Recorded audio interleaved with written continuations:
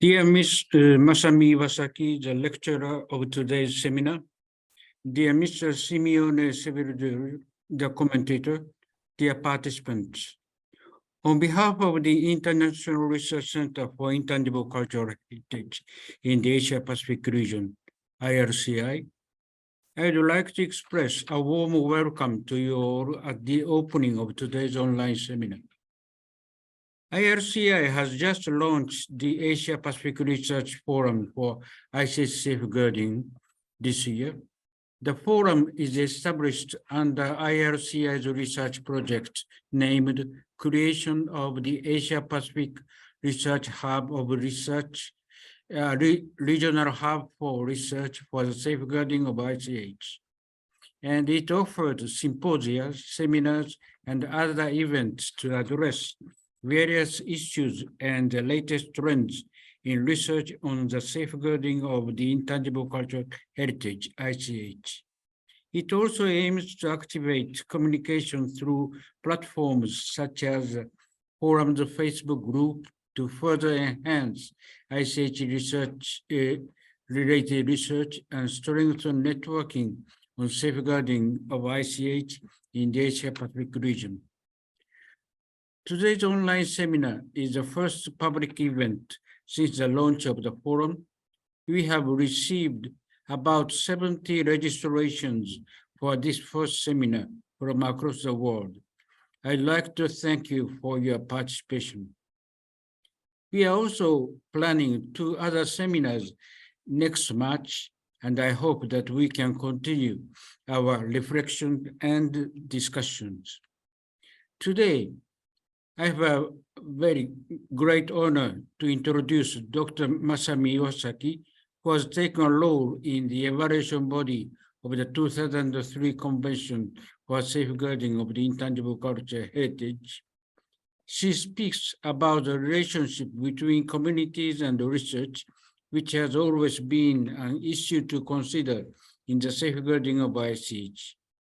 Mr. Simione Sevudredre, who has broad experience working with the communities in Fiji, will also share his knowledge as a commentator.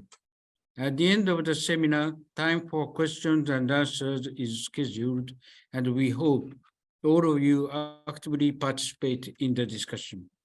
Thank you very much for your attention.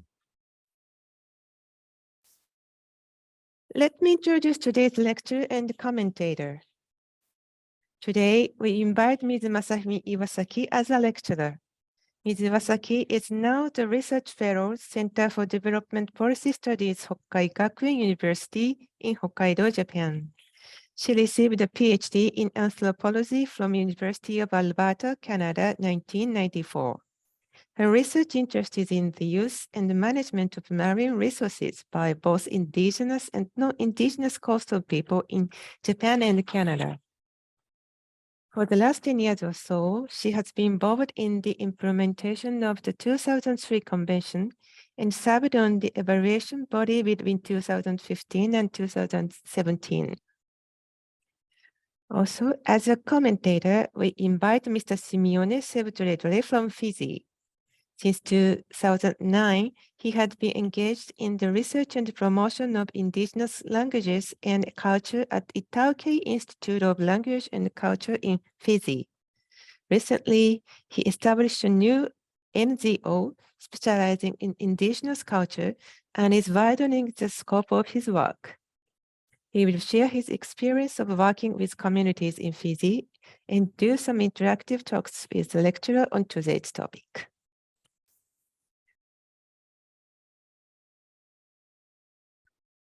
Good afternoon, or good morning, or good evening, whichever fits your time zone. I am Masami Iwasaki, and thank you all very much for attending this seminar.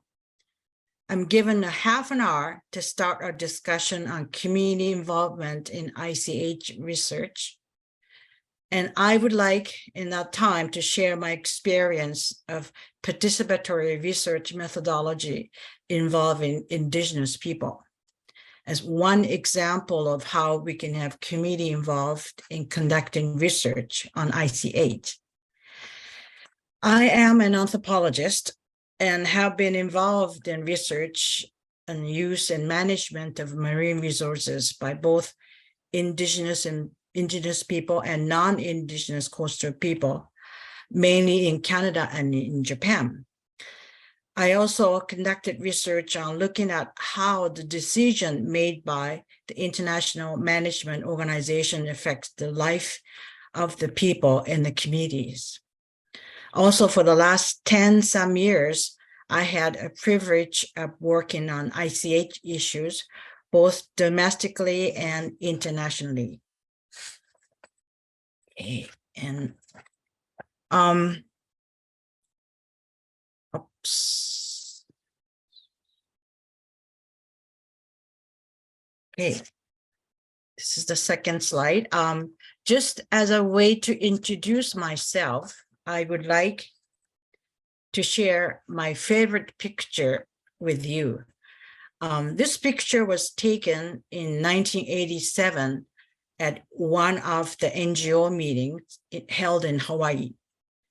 I'm sitting in the middle, serving as an interpreter for two Ainu seniors, Mr. Shigeru Kayano on my left side and Mr. Tadashi Kaizawa on my right side. They're both well-known Ainu political leaders who devoted their life for the rights of the indigenous people. I learned so much from them about the relationship between researchers and the informants or community people in the social science research. This was well before I started my education to become an anthropologist. They both worked all their life in order to regain the rights to their own culture back from the researchers and the government. Interpreting for them in various occasions on this topic was very eye-opening for me and had a great impact on how I relate to indigenous people and their issues. The theme of this seminar, community involvement in the ICH research, had been fundamentally important for me even before I put my foot in the field of anthropology. Throughout my career as an anthropologist, I paid special attention to the relationship between researcher and the local community and repeatedly asked myself, am I serving for the betterment of the community and people? I recall having elders in Inuit community and Ainu community telling me that there had been many researchers coming to do their field work in their community and published papers and books and became doctors and professors, but nothing in their community changes. Both Inuit elders and Ainu elders tells me that the knowledge that the researchers took away from them is theirs, their traditional knowledge, and that it belongs to them. These were very strong statements.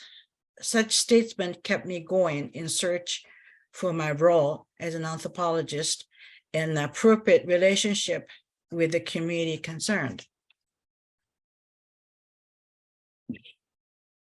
Next slide there. As all of the participants in this seminar knows, the Convention for the Safeguarding of Intangible Cultural Heritage provides a clear answer to this question. The very core of this convention establishes that ICH belongs to the community, serving as an indispensable part of the community identity, and that ICH keeps the community together as a cohesive and functional entity. Furthermore, the convention requires that safeguarding efforts involve communities, the very people who practice ICH. This is clearly spelled out in Article 15 of the convention.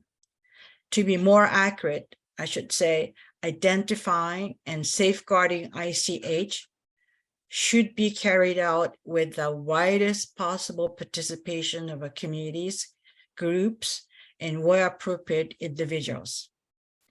This is one of the most important promises which hold the convention together And we need to make sure that we put it into practice in every step in implementing a 2003 convention, which includes conducting research on ICH. Now, the question is how?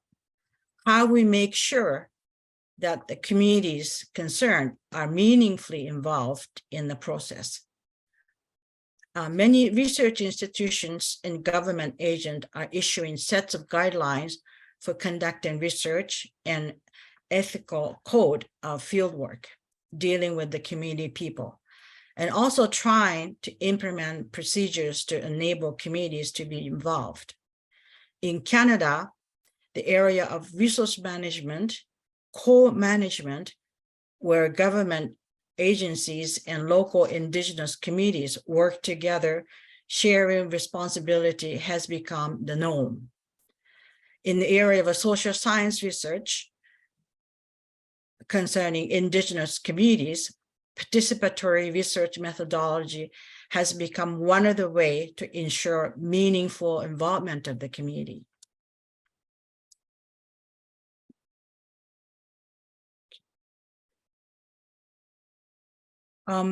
I would like to introduce my own experience of participatory research methodology as a way to consider a possible application to ICH research project. Around 2003, I began involved in international joint research on food and health. Participants included 12 indigenous communities in various parts of the world, coordinated by the Center for Indigenous Peoples' Nutrition and Environment, CINE in short. This is a research institute affiliated with the McGill University in Canada. This international comparative study looked at the effects of traditional food in various indigenous communities, examining the effect of loss of traditional food on the health and the well-being of the local people, and the effect of reintroducing traditional food. I was responsible for the Ainu case study and worked very closely with the Ainu community leader, Mr. Koichi Kaizawa, and his wife, Miwako, in Nibutani, one of the communities with a high concentration of residents of Ainu ancestry. I would like to give you a very, very brief history of Ainu people, just to give you a background of what I'm talking about. They're the indigenous people of Japan living in Hokkaido, the northernmost island, and the surrounding areas. They are racially and culturally distinct group. However, under the powerful assimilation policy by the Japanese government, their ethnicity was denied, and Ainu people were integrated into the Japanese society. Now they live in the communities mixed with Japanese, living a similar life as Japanese. In 1997, the old Aboriginal protection law, which was the legal basis for the assimilation policy, was abolished and replaced with the new law, the Ainu culture promotion law. Although the rights to their culture was recognized, their social stigma attached to being Ainu as a result of more than 100 years of assimilation continued to exist. Just as an example of the situation, when I was talking with the community leader and his wife about possibility of conducting this research project on Ainu traditional food, their initial response was, no, it's not going to be an interesting research project because there's only a few food items that we can examine as a traditional Ainu food. We eat just the same as Japanese. Well, that was more like denying my proposal. However, as the research progresses on, we began to find out a lot more Ainu traditional food is being eaten in everyday meal. This was a surprise for us, and we are finding many more wild vegetables and wild meat is eaten by Ainu people than we originally thought.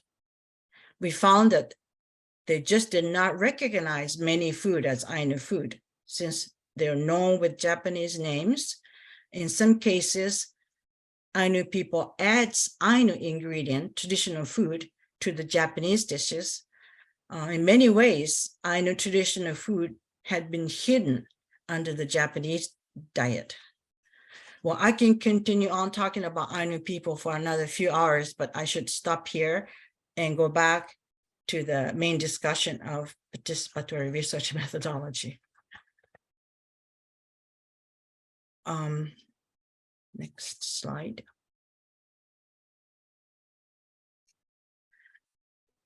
CNET, the organizer of this international joint research project, had established a set of rules and procedures that all of the participating group have to follow.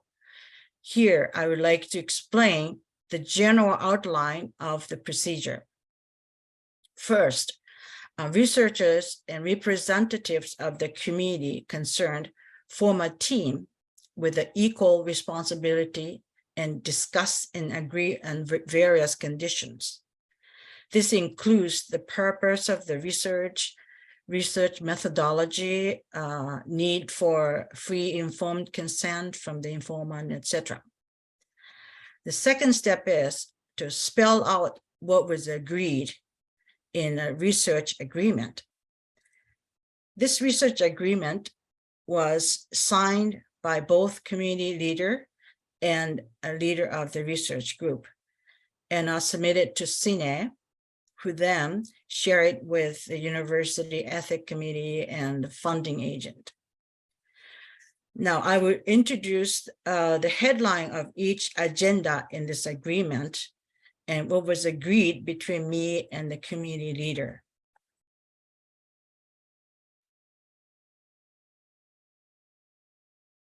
Okay. Well, the first headline of the research agreement is the purpose of this project. Well, we had a problem deciding first one and the third one, which is a method. And I will explain what happened later in my presentation for number 1 and number 3. Okay, second, scope of this research project, such as issues, events, and activities, and degree of participation by community residents. In our case study, the local Ainu group had already started the research on Ainu traditional food and its use a few years prior to this international joint research. So we decided to continue the research working with the local group, and we decided to add the new component to the research on traditional food.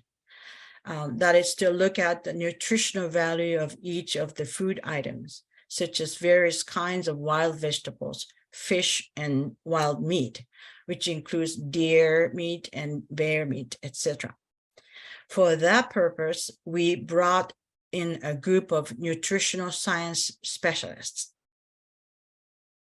Third, again, I will be explaining about this later. Fourth one, community training and participation in the research. Since there was a local group already working on the issues, we decided to continue working with them and agreed to give them some honorarium so that they would be compensated for their time that they spend for this research. I found that the local people are more skilled in conducting interviews with Ainu elders, being able to use the local knowledge to solicit the answer. For example, instead of asking straightforward questions such as, what are the typical Ainu dishes that you remember? Well, local people would ask, what do you offer at Icherupa, which is the ritual to worship an ancestor, knowing that Ainu people offer the food items that ancestors like or used to eat. And the fifth one, information collected is to be shared and distributed and stored in an agreed way. we decided that our research results should be presented to the community people at any formal seminar organized by town office or schools. We also conducted cooking classes for the community members, and we cook and served traditional dishes for community events so that local people would have experience them. The sixth one, informed consent of individual participant is to be obtained in these agreed way. What we decided to collect informed consent from the participants as Cine and funding agent required.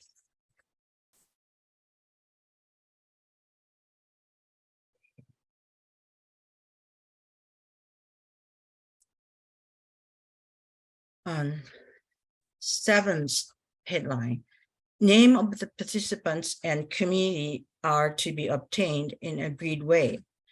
Well, this was the difficult issue. Some participants wanted to be unidentified, but others wanted to be identified. In many publications concerning Ainu traditional knowledge, names of the informants are clearly identified, reflecting possible ownership of the traditional knowledge. So we asked individual informants their preference. Okay, the eighth one, project progress will be communicated to the community in an agreed way. Similarly, with the final result, we decided to offer to cook and serve Ainu traditional dishes in the community events, as well as holding cooking classes as requested. Number 9, communication with the media and other parties will be handled in agreed way.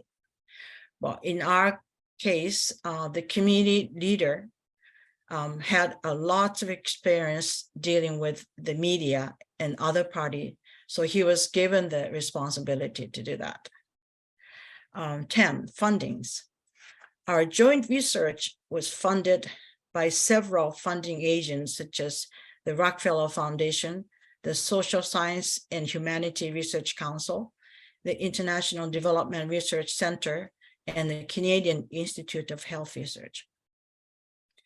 11, benefit for the researcher and the community. For the researchers, academic papers and presentation coming from this research is of great importance, while revitalization of knowledge on traditional food would be the benefit for the community.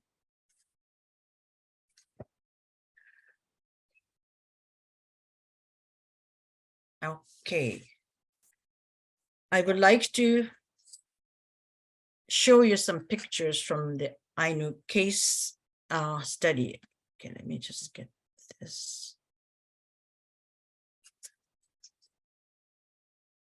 Okay. This is a picture with typical Ainu traditional dishes. This is the grilled salmon.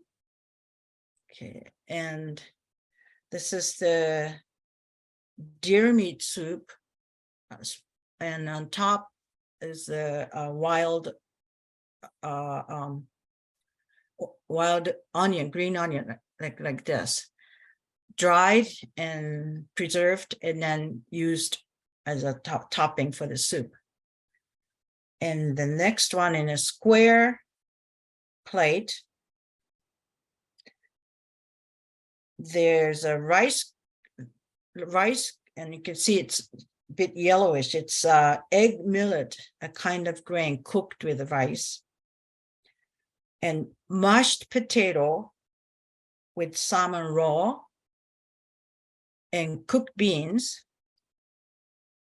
And right here, it's a salmon cartilage chopped with the salmon milt. And again, this also is good with the dried wild onion.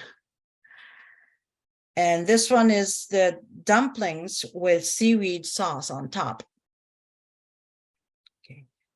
The picture here is the picture from a community gathering where Ainu traditional dishes are cooked and served. And then below is the picture of a cooking class. I think in this picture, cooking class was given to local young Ainu women. But we also had classes given to the school teachers.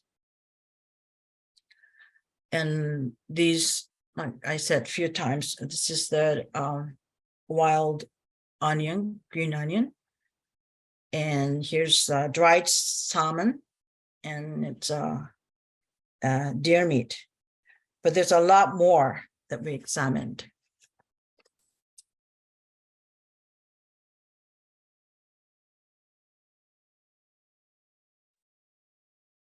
Okay, here going back to the agreement.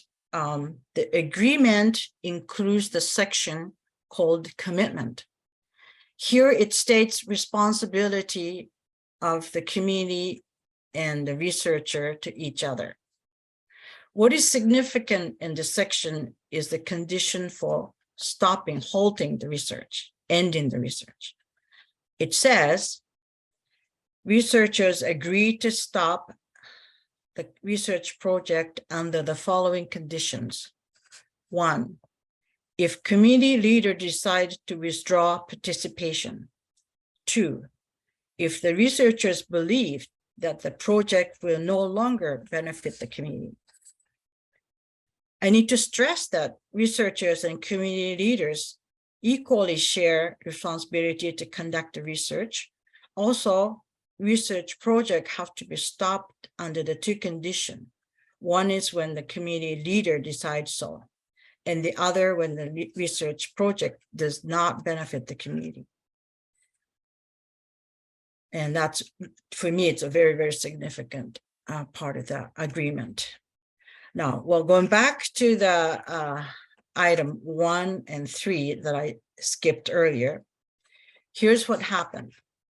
The process of discussing and drafting the agreement, and that was very important for our team because all of the other case studies involved health check of the community members as an indicator to measure health and well-being as a result of diet change.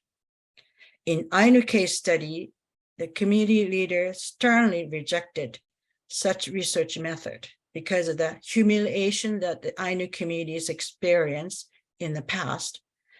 When a question on origin of Ainu people was a center of academic interest in early 20th century, many researchers, some of them are physical anthropologists, conducted research in Ainu communities to find out the physical characteristics of Ainu people. The research method they used included body measurement, blood test, photo taking of a naked body, etc. In many cases, graves were dug out to collect human remains of the Ainu ancestors. Our community leader himself remembers the humiliation that he felt being the subject of such academic research, and he was quite firm about rejecting certain research method that other case studies used. At the end of the lengthy discussion with me and other researchers and other community leaders, we agreed to set different research goals for us, not the physical health, but the well-being, not the physical health and well-being, but rather cultural well-being. This experience really taught me the danger of making a serious mistake caused by the academic bias and importance of input from the community and its leader. Throughout the international joint research, we held information sharing meetings with other case study groups. For all the meetings, each group had both researchers and community leaders attending side by side.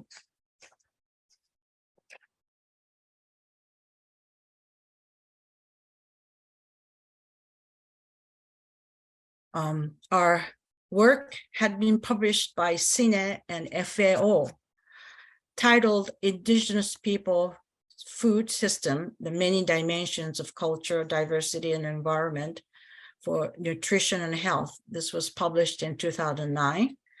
And the other book titled Indigenous Peoples' Food System and Well-Being, published in 2013. These books are serving as a resource publications for UN Food Strategy for Indigenous Peoples. These publications are available online, but I'll give you a brief summary of the chapter on Ainu traditional food in these books. During the first phase of our research project, we examined mainly 3 issues. 1, what are the Ainu traditional food that elders continue to appreciate over the years? 2, what Ainu food that they would like to preserve for the future generation? 3, analysis of nutritional composition of Ainu traditional food. The result of the interviews and composition analysis demonstrate that Ainu people had fostered rich knowledge about the nutritionally sound traditional Ainu food.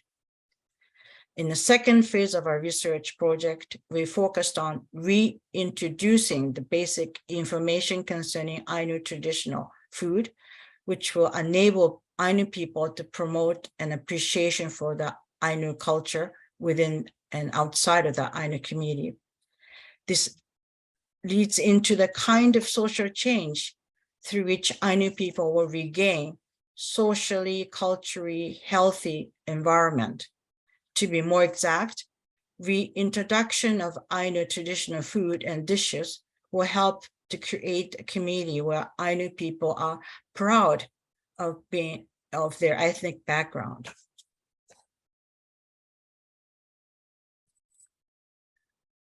Well, this concludes my presentation, but it just so happened that there was an international conference of the International Union of Nutritional Scientists held in Tokyo just last week.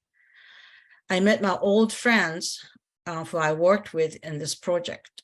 And last Saturday, my friend gave a presentation on the same subject at the conference, since there's a growing need for the clear ethnic guideline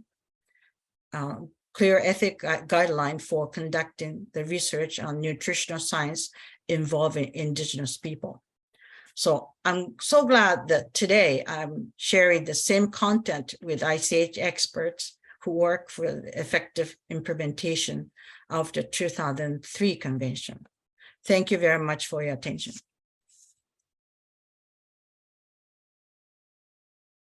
Thank you very much, Iwasaki, for the presentation and for bringing to our attention the need, the importance to have community involved in ICH research. I'd like to really share about some experiences here in Fiji. First of all, in the UNESCO Convention, it says community. In Fiji, we understand community in the terms of our villages. We have 1,110 villages, and these villages are traditional villages that where one clan exists or 2 or more clans exist, and they have a chief as its leader. And these villages, they are governed by traditional norms and also by government regulations. So with us, the defining of community was more straightforward. We understand when we talk about community in Fiji, we immediately understand villages, indigenous villages. There are other communities, informal communities, urban communities, but we do not call them villages. We call them settlements or just communities. But in terms of ICH, in the indigenous context, the Fijian indigenous village was the focus. And there are very interesting stories on how do we get our communities involved. With us here in Fiji, we're very privileged to have an indigenous approach already articulated by a Professor Unaisinambombo Mvamba. The Fijian Vano Research Framework or approach is a Pacific research methodology created by Professor Unaisino Mbombombamba. Vanua, in its simplest translation, means tribe or clan, but its meaning to indigenous Fijians has greater depth. The term refers to Fijian interconnectedness, inclusive of culture, chiefs, knowledge systems, relationships, values, land, and spiritualities. In application, the methodology follows Fijian protocol in planning, seeking permission from the Vanua, Talanoa, or dialoguing, appropriate gifting, and reporting back, all of which lead to forming a lifelong connection between the researcher and the research. The framework is an example of an ethical approach to indigenous research that takes into account Fijian values, protocols of relationships, knowledge, and ways of knowing.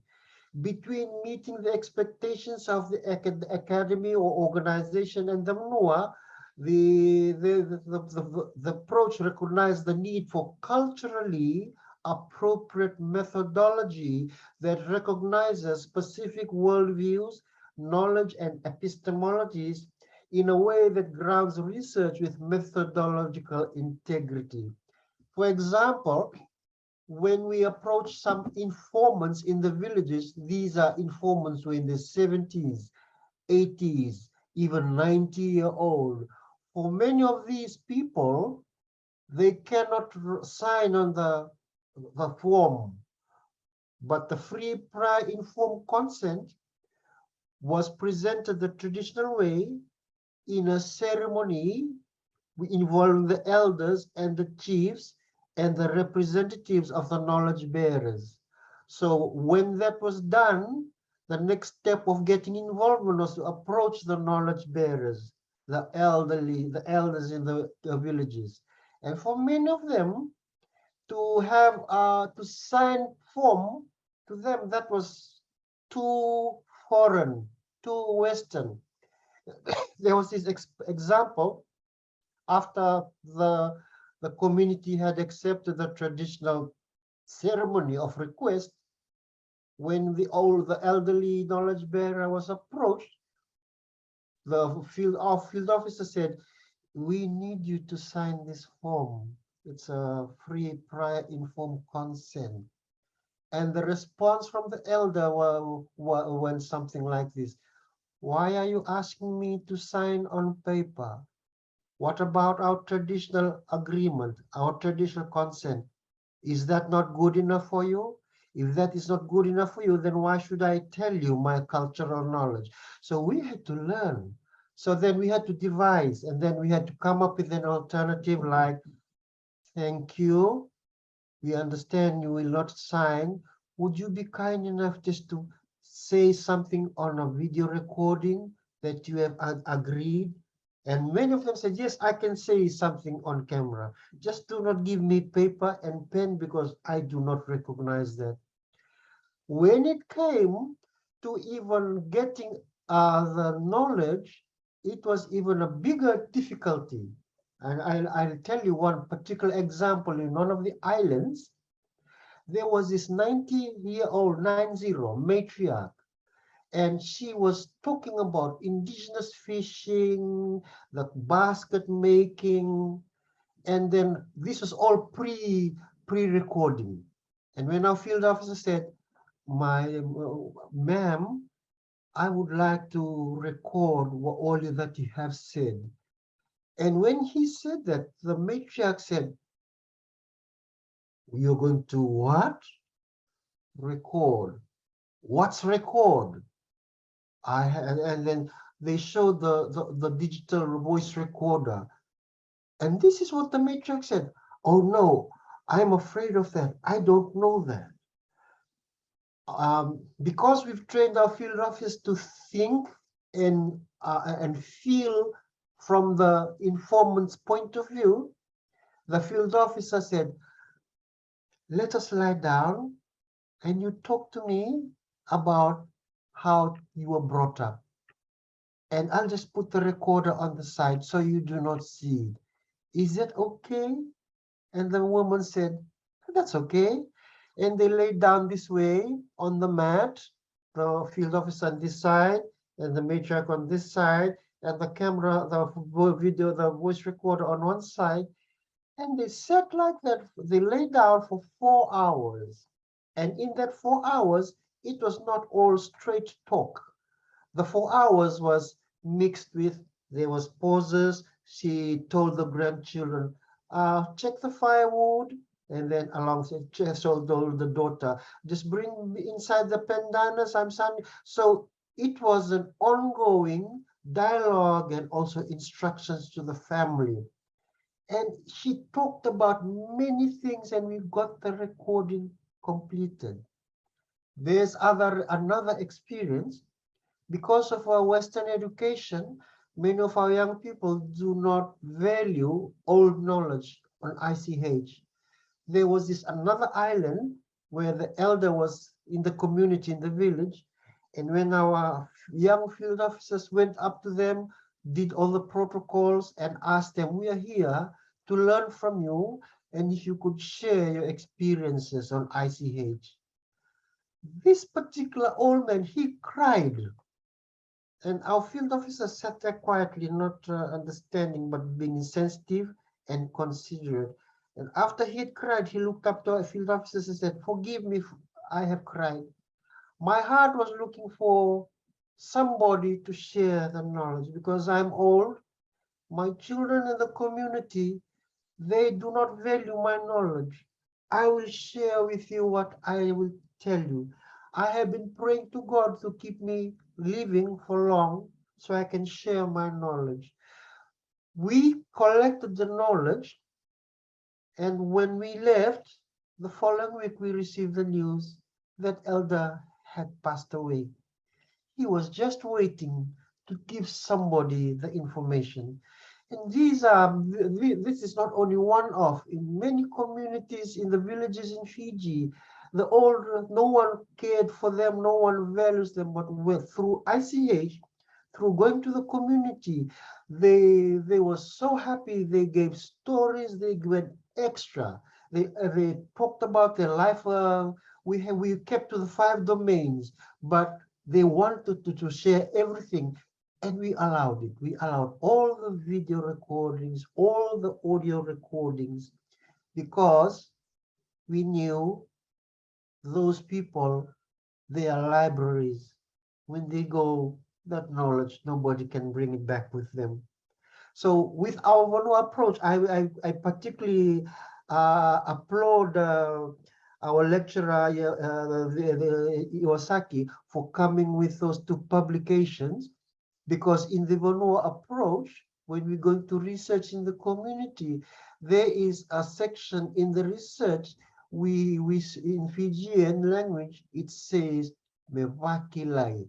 In other words, if a research is going to the village, it must have a use, not to the researcher, but to the community.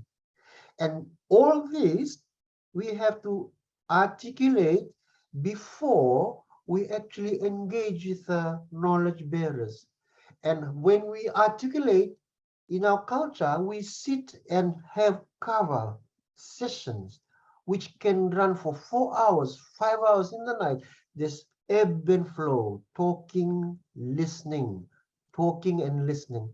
So when we do the ebb and flow and cover, talking and listening, we also learn to be patient. So with there is one more story. I hope I have time for one more story. From the field. There is this notion in ICH in Fiji. It's called mana. Mana means the supernatural, the ancestors, the power.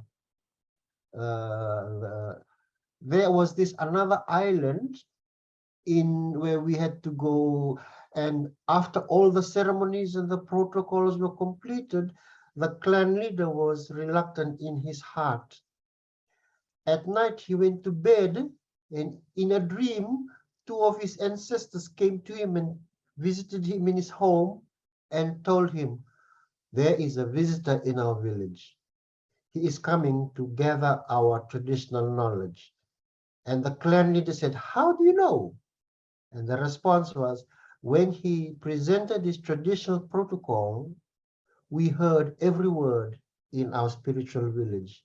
We woke up, we listened to every word, and we all agreed he must come and collect your stories, because you, our living generations, you are not valuing our history and our stories.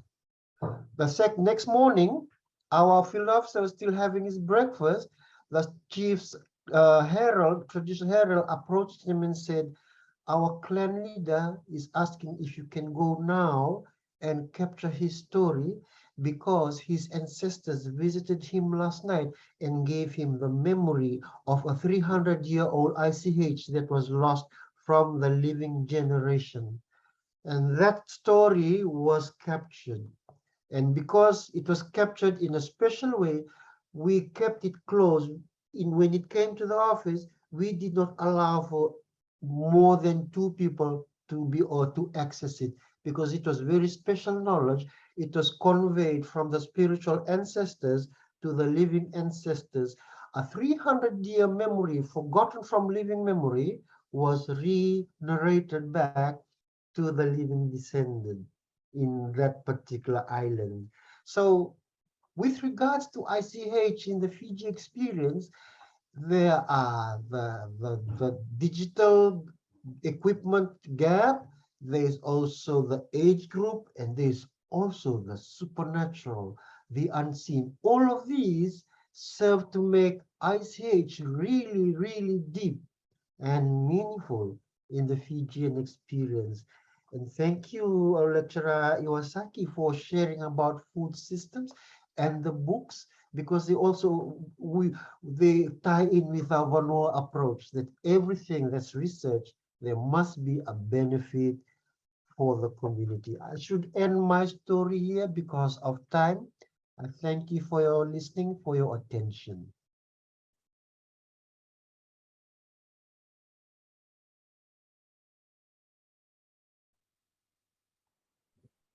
Do you have any comments on this, Mr. Sevudredre's comments, Ms. Iwasaki?